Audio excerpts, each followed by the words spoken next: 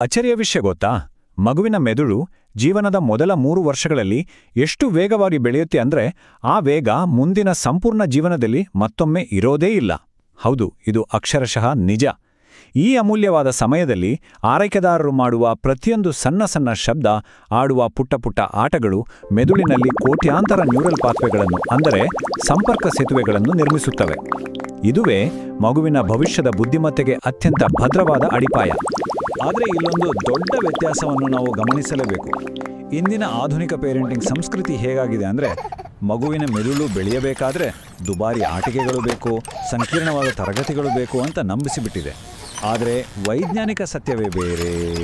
ಮಗುವಿನ ಮೆದುಳಿಗೆ ನಿಜಕ್ಕೂ ಬೇಕಾಗಿರೋದು ಪೋಷಕರ ಪ್ರೀತಿಯ ಉಪಸ್ಥಿತಿ, ಒಂದು ಸಂತೋಷದಾಯಕವಾದ ಸಂಪರ್ಕ, ಹಾಗೆ ಸುತ್ತಲಿನ ಪ್ರಪಂಚವನ್ನು ಸರಳವಾಗಿ ಅನ್ವೇಷಿಸುವ ಅವಕಾಶ ಅಷ್ಟೇ.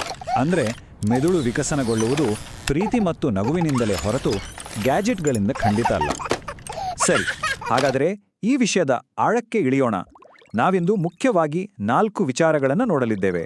ಮೊದಲನೆಯದು ಭಾವನಾತ್ಮಕ ಮತ್ತು ಸಾಮಾಜಿಕ ಬುದ್ಧಿಮತ್ತೆ. ಎರಡನೆಯದು ಭಾಷೆ ಮತ್ತು ಕಥೆಗಳ ರಚನೆ. ಮೂರನೆಯದು ಸಂವೇದನಾಶೀಲ ಮತ್ತು ದೈಹಿಕ ಸಂಪರ್ಕಗಳು. ಹಾಗೂ ಕೊನೆಯದಾಗಿ ಸಾಧಾರಣ ಕ್ಷಣಗಳು ಅಸಾಧಾರಣ ಮೆದುಳನ್ನು ಹೇಗೆ ರೂಪಿಸುತ್ತವೆ ಅನ್ನೋದರ ಬಗ್ಗೆ. ಈಗ ಮೊದಲನೆಯ ವಿಭಾಗ, ಭಾವನಾತ್ಮಕ ಮತ್ತು ಸಾಮಾಜಿಕ ಬುದ್ಧಿಮತ್ತೆ. ಇಲ್ಲಿ ನ್ಯೂರಲ್ ಮಿರರಿಂಗ್ ಅನ್ನೋ ಒಂದು ಅದ್ಭುತವಾದ ಕಾನ್ಸೆಪ್ಟ್ ಇದೆ. ಇದರರ್ಥ ಇತರರ ಮುಖಭಾವ ಮತ್ತು ದೇಹ ಭಾಷೆಯನ್ನು ನೋಡಿ ಅವರು ಏನು ಯೋಚಿಸ್ತಿದ್ದಾರೆ ಅಥವಾ ಏನು ಅನುಭವಿಸ್ತಿದ್ದಾರೆ ಅನ್ನೋದನ್ನು ಅರ್ಥ ಮಾಡಿಕೊಳ್ಳುವ ಸಾಮರ್ಥ್ಯ. ಮಗುವಿನೊಂದಿಗೆ ಆಡುವ ಆ ಕನ್ನಡಿ ಆಟ ಅಥವಾ ಮಿರರ್ ಗೇಮ್ ಇದೆಯಲ್ಲ, ಅದು ಇದನ್ನೇ ಮಾಡೋದು. ಕನ್ನಡಿಯ ಮುಂದೆ ಕುಳಿತು ಮಗುವಿನೊಂದಿಗೆ ಬೇರೆ ಬೇರೆ ಮುಖಭಾವಗಳನ್ನು ಮಾಡ್ತಾ ಆಡಿದಾಗ ಮಗು ಆ ಪ್ರತಿಬಿಂಬವನ್ನು ತನ್ನ ಆಂತರಿಕ ಭಾವನೆಗಳಿಗೆ ಕನೆಕ್ಟ್ ಮಾಡಲು ಕಲಿಯುತ್ತೆ.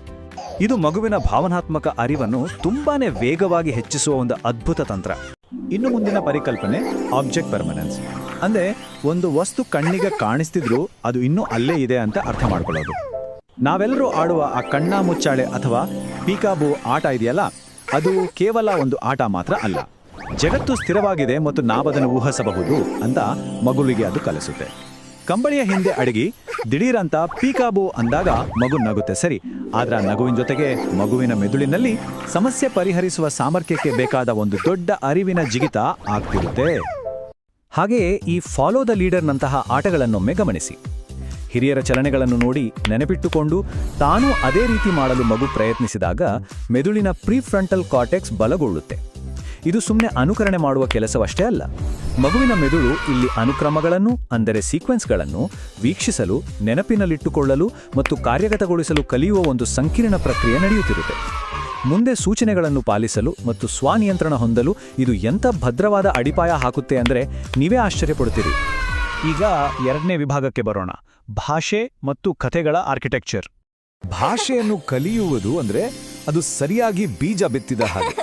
ಮಣ್ಣಿನೊಳಗೆ ಬೇರುಗಳು ನಮಗೆ ಕಾಣಿಸದಂತೆ ಬೆಳೀತವೆ, ಆಮೇಲೆ ಒಮ್ಮೆಲೆ ಗಿಡ ಚಿಗುರಿ ದೊಡ್ಡದಾಗಿ ಬೆಳೆಯಲು ಶುರುವಾಗುತ್ತೆ ಅಲ್ವಾ? ಇದನ್ನೇ ನಾವು ನೇಮ್ ಎವ್ರಿಥಿಂಗ್ ಹ್ಯಾಬಿಟ್ ಅಥವಾ ಎಲ್ಲವನ್ನೂ ಹೆಸರಿಸುವ ಅಭ್ಯಾಸ ಅಂತ ಕರಿಬೋದು.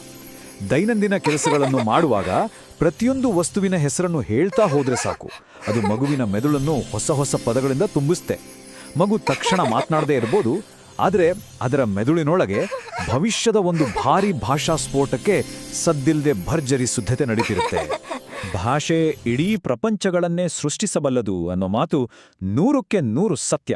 ಸುಮ್ಮನೆ ಏಕತಾನತೆಯಲ್ಲಿ ಒಂದು ಪುಸ್ತಕ ಓದುವುದಕ್ಕೂ, ಧ್ವನಿಯಲ್ಲಿ ಏರಿಳಿತಗಳನ್ನು ಕೊಟ್ಟು ಎಕ್ಸಾಜರೇಟೆಡ್ ಎಕ್ಸ್ಪ್ರೆಷನ್ ಮೂಲಕ ಓದುವುದಕ್ಕೂ ಅಜಗಜಾಂತರ ವ್ಯತ್ಯಾಸವಿದೆ. ಕಥೆಯ ಭಾವನೆಗೆ ತಕ್ಕಂತೆ ಧ್ವನಿಯನ್ನು ಬದಲಾಯಿಸಿದಾಗ, ಆಶ್ಚರ್ಯಚಕಿತರಾದಂತೆ ನಟಿಸಿದಾಗ ಮತ್ತು ಸರಿಯಾದ ಕಡೆ ವಿರಾಮಗಳನ್ನು ನೀಡಿದಾಗ ಅದು ಮಗುವಿನ ಶ್ರವಣೇಂದ್ರಿಯ ಪ್ರಕ್ರಿಯೆ, ಸಹಾನುಭೂತಿ ಹಾಗೂ ಕಥೆಯ ಬುದ್ಧಿಮತ್ತೆಯನ್ನು ಅಗಾಧವಾಗಿ ಬೆಳೆಸುತ್ತೆ. ನೆನಪಿರಲಿ, ಕಥೆ ಅನ್ನೋದು ಕೇವಲ ಪದಗಳ ಗುಂಪಲ್ಲ, ಅದು ಭಾವನೆಗಳನ್ನು ರವಾನಿಸುವ ಒಂದು ಮಾಧ್ಯಮ. ಈಗ ನಮ್ಮ ಮುಂದಿನ ಭಾಗ, ವಿಭಾಗ 3, ಸಂವೇದನಾಶೀಲ ಮತ್ತು ದೈಹಿಕ ಸಂಪರ್ಕಗಳು. ಇದಕ್ಕಾಗಿ ಟ್ರೆಷರ್ ಬಾಸ್ಕೆಟ್ ಅಥವಾ ನಿಧಿ ಬುಟ್ಟಿ ಅನ್ನೋ ಒಂದು ಅದ್ಭುತ ಪರಿಕಲ್ಪನೆ ಇದೆ. ಬಹಳ ಸುಲಭ. ಮನೆಯಲ್ಲೇ ಸಿಗುವ 10-15 ಸುರಕ್ಷಿತವಾದ ಮರ ಅಥವಾ ಲೋಹದಂತಹ ನೈಸರ್ಗಿಕ ವಸ್ತುಗಳನ್ನು ಒಂದು ಬುಟ್ಟಿಯಲ್ಲಿ ಹಾಕಿಡಿ. ಪ್ಲಾಸ್ಟಿಕ್ ವಸ್ತುಗಳನ್ನು ಆದಷ್ಟು ತಪ್ಪಿಸಿ, ಯಾಕೆಂದರೆ ಮಗುವಿಗೆ ವಿಭಿನ್ನ ತೂಕ ಮತ್ತು ವಿನ್ಯಾಸಗಳ ನೈಜ ಅನುಭವ ಸಿಗಬೇಕು. ಮಗು ತನಗೆ ಬೇಕಾದಂತೆ ಯಾವುದೇ ಅಡಚಣೆ ಇಲ್ಲದೆ ಆ ವಸ್ತುಗಳನ್ನು ಮುಟ್ಟಿ ಆಡಲು ಬಿಡಬೇಕು. ಇದರಿಂದ ಮಗು ಭೌತಶಾಸ್ತ್ರ, ತೂಕ ಮತ್ತು ಕಾರ್ಯಕಾರಣ ಸಂಬಂಧವನ್ನು ಯಾವುದೇ ಪುಸ್ತಕವಿಲ್ಲದೆ ಬಹಳ ಸಹಜವಾಗಿ ಕಲಿತೆ. ಈಗ ಇಲ್ಲಿ ನಿಜಕ್ಕೂ ಆಸಕ್ತಿದಾಯಕವಾದ ವಿಷಯವೊಂದಿದೆ. ಅದೇ ಕ್ರಾಸ್ ಲ್ಯಾಟ್ರಲ್ ಮೂವ್ಮೆಂಟ್, ಅಂದರೆ ದೇಹದ ಎಡ ಮತ್ತು ಬಲಭಾಗಗಳನ್ನು ಏಕಕಾಲದಲ್ಲಿ ಬಳಸುವುದು. ಮಗು ಅಂಬೆಗಾಲಿಡುವಾಗ ಸರಿಯಾಗಿ ಇದೇ ಪ್ರಕ್ರಿಯೆ ನಡೆಯುತ್ತೆ. ಮನೆಯಲ್ಲೇ ದಿಂಬುಗಳು ಅಥವಾ ಬಾಕ್ಸ್ಗಳನ್ನು ಬಳಸಿ ಸಣ್ಣ ಕ್ರಾಲ್ ಅಬ್ಸ್ಟ್ಯಾಕಲ್ ಕೋರ್ಸ್ ಮಾಡಿದರೆ ಅದು ಮಗುವಿಗೆ ಕಡಿದಾದ ಪರ್ವತವನ್ನು ಹತ್ತಿದಷ್ಟೇ ಸವಾಲಾಗಿರುತ್ತೆ. ಇದು ಮಗುವಿನ ಮೆದುಳಿನ ಎಡ ಮತ್ತು ಬಲ ಅರ್ಧಗೋಳಗಳ ನಡುವಿನ ಸಂಪರ್ಕವನ್ನು ಎಷ್ಟು ಬಲಪಡಿಸುತ್ತೆ ಅಂದರೆ ಐಕ್ಯೂ ಮತ್ತು ಪ್ರಾದೇಶಿಕ ತಾರ್ಕಿಕತೆ ಎರಡನ್ನೂ ಇದು ಅತ್ಯದ್ಭುತವಾಗಿ ಹೆಚ್ಚಿಸುತ್ತೆ. ಇನ್ನೊಂದು ವಿಷಯ, ಸಂಗೀತವು ಮೆದುಳಿಗೆ ಒಂದು ಅತ್ಯುತ್ತಮ ತರಬೇತುದಾರನಿದ್ದಂತೆ ಕೆಲಸ ಮಾಡುತ್ತೆ. ಅದು ಮೆದುಳಿನ 2 ಪ್ರತ್ಯೇಕ ತಂಡಗಳನ್ನು ಒಂದೇ ಸಮಯದಲ್ಲಿ ಸಿಂಕ್ರೊನೈಸ್ ಮಾಡುತ್ತೆ.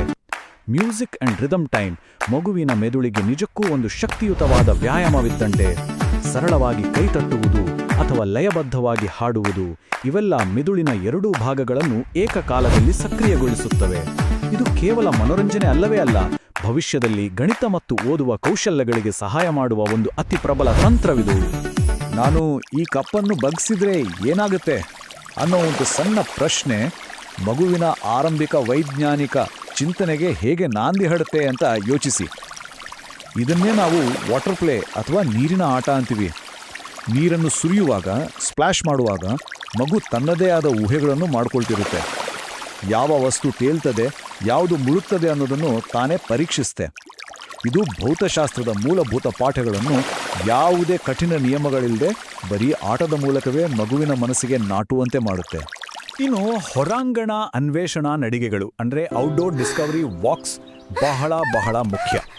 ಕೇವಲ ಮನೆಯೊಳಗಿನ ಫ್ಲ್ಯಾಶ್ ಕಾರ್ಡ್ಗಳಿಗಿಂತ ಮಗುವನ್ನು ಹೊರಗೆ ಕರೆದೊಯ್ದು ಪ್ರಕೃತಿಯನ್ನು ತೋರಿಸುವುದು 100 ಪಟ್ಟು ಹೆಚ್ಚು ಪರಿಣಾಮಕಾರಿ. ಹೊರಗಿನ ಗಾಳಿ, ಶಬ್ದಗಳು, ಮರಗಳು ಇವೆಲ್ಲವೂ ಮೆದುಳಿನ ಅನೇಕ ಪ್ರದೇಶಗಳನ್ನು ಒಟ್ಟಿಗೆ ಆಕ್ಟಿವೇಟ್ ಮಾಡ್ತವೆ.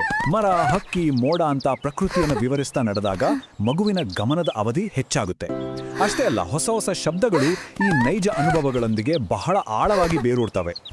ಈಗ ಕೊನೆಯ ವಿಭಾಗ, ಸಾಧಾರಣ ಕ್ಷಣಗಳು, ಅಸಾಧಾರಣ ಮೆದುಳು. ಮತ್ತು ನಾವು ಇಲ್ಲಿಯವರೆಗೆ ಮಾತನಾಡಿದ ಸಂಪೂರ್ಣ ವಿಷಯವನ್ನು ಇದು ಅದ್ಭುತವಾಗಿ ವಿವರಿಸುತ್ತದೆ. ಒಮ್ಮೆ ಯೋಚಿಸಿ, ಮಿರರ್ ಗೇಮ್ನಿಂದ ಎಮೋಷನಲ್ ರೀಡಿಂಗ್, ಪೀಕಾಬೂ ಆಟದಿಂದ ಆಬ್ಜೆಕ್ಟ್ ಪರ್ಮನೆನ್ಸ್, ಟ್ರೆಜರ್ ಬಾಸ್ಕೆಟ್ನಿಂದ ಸೆನ್ಸರಿ ಇಂಟೆಲಿಜೆನ್ಸ್, ಮಾತನಾಡೋದ್ರಿಂದ ಭಾಷೆಯ ಅಡಿಪಾಯ ಮತ್ತು ಅಂಬೆಗಾಲಿಡೋದ್ರಿಂದ ಕ್ರಾಸ್ ಲ್ಯಾಟ್ರಲ್ ವೈರಿಂಗ್. ಹೀಗೆ ಮನೆಯಲ್ಲೇ ಸಿಗುವ ಸರಳ ವಸ್ತುಗಳು ಮತ್ತು ನಮ್ಮ ದಿನನಿತ್ಯದ ಚಟುವಟಿಕೆಗಳೇ ಮಗುವಿನ ಬೆಳವಣಿಗೆಯ ಅತಿದೊಡ್ಡ ಸಾಧನಗಳು ಅನ್ನೋದು ಇದರಿಂದ ನಮಗೆ ಸ್ಪಷ್ಟವಾಗುತ್ತೆ. ಹಾಗಾದರೆ ಇಲ್ಲಿನ ಅತ್ಯಂತ ನಿರ್ಣಾಯಕ ಅಂಶವೆಂದರೆ ಮೆದುಳಿನ ಬೆಳವಣಿಗೆಗೆ ದುಬಾರಿ ವಸ್ತುಗಳ ಅಗತ್ಯ ಖಂಡಿತ ಇಲ್ಲ. ಬದಲಾಗಿ ನಮ್ಮ ಸಮಯ ಮತ್ತು ಪ್ರೀತಿಯ ಅಗತ್ಯವಿದೆ. ಆರೈಕೆದಾರರು ತಮ್ಮ ಮುಂದಿನ ಒಂದು ಸಾಧಾರಣ ಕ್ಷಣವನ್ನು ಒಂದು ಅದ್ಭುತವಾದ ಮೆದುಳನ್ನು ರೂಪಿಸುವ ಅಸಾಧಾರಣ ಅವಕಾಶವಾಗಿ ಹೇಗೆ ಪರಿವರ್ತಿಸಲಿದ್ದಾರೆ ಎಂಬ ಈ ಒಂದು ಆಳವಾದ ಪ್ರಶ್ನೆಯೊಂದಿಗೆ ಇಂದಿನ ಈ ರೋಚಕ ವಿವರಣೆಯನ್ನು ಮುಗಿಸೋಣ. ಈ ಮಾಹಿತಿಯು ಮಗುವಿನೊಂದಿಗಿನ ಪ್ರತಿಯೊಂದು ಕ್ಷಣವನ್ನು ಇನ್ನಷ್ಟು ಅರ್ಥಪೂರ್ಣವಾಗಿಸುತ್ತದೆ ಎಂದು ಭಾವಿಸುತ್ತೇನೆ.